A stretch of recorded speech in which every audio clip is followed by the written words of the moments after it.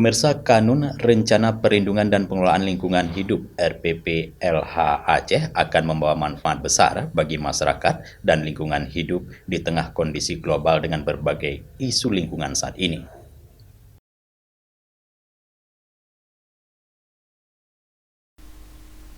Isu lingkungan hidup yang potensial saat ini adalah menurunnya ketersediaan sumber daya alam yang diakibatkan oleh pertumbuhan penduduk yang membutuhkan ketersediaan pangan, air, dan energi.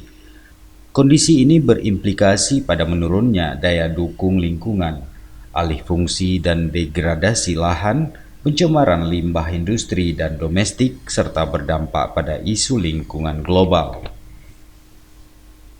Keadaan bertambah sulit dengan cara mengelola sumber daya alam berbasis pada eksploitasi dan produksi tanpa memperhatikan kelestarian lingkungan.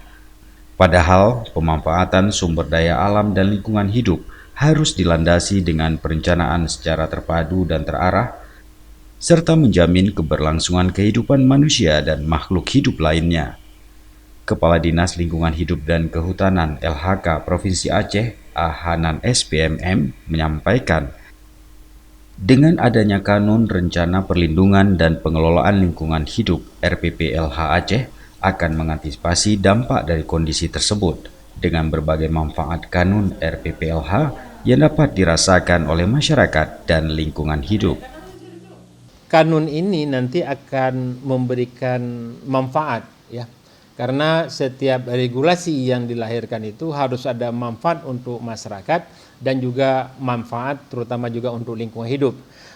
Kami melihat di sini ada dua pemanfaatan. Yang pertama bagi masyarakat itu sendiri, terjaga dan terpeliharanya lingkungan hidup dengan baik. Ini adalah salah satu juga harapan kita sehingga lingkungan hidup kita itu terjaga dan bisa kita wariskan kepada generasi yang akan datang. Hanan menambahkan keberadaan Kanun ini sudah sangat mendesak, dipengaruhi perubahan iklim global dan terjadinya bencana alam yang berdampak pada kondisi suatu daerah.